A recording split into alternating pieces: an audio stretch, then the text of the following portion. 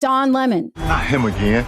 Another one who is out the door. I'm not surprised. Are you surprised? Don Lemon was, I'm sorry, and I don't mean to be overly blunt, but, he didn't have the talent, shall we say, of a Tucker Carlson. I don't think he had the intellect of a Tucker Carlson. I think he kind of just skated by making these outrageous comments for years on the program he had at night. And then when Chris Lick came in to take over CNN and say, okay, we want to button this up and have something that's trying to seem as though we care about both sides, it wasn't really going to work with Don Lemon because he was so implanted in this kind of rhetoric that was very, very anti anyone on the right.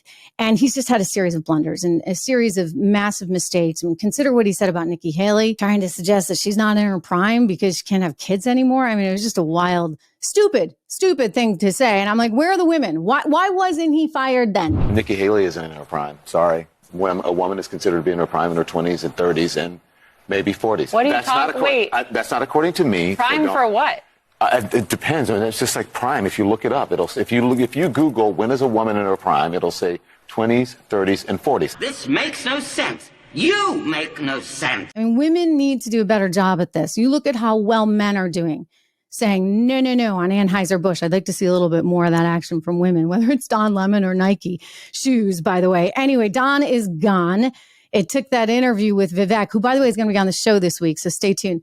Vivek, who's running for president, Ramaswamy. I hope I said that right. I'll definitely say it right by the time we get to Friday. Anyway, it kind of went off the rails, and that was apparently what did it.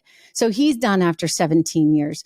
There's also, just an aside, an NBC executive that is also out the door. His last name was Shell, so everybody's like, oh, we're shell-shocked. He's gone. I mean, lots and lots and lots of changes. And it's all coming, of course, before 2024.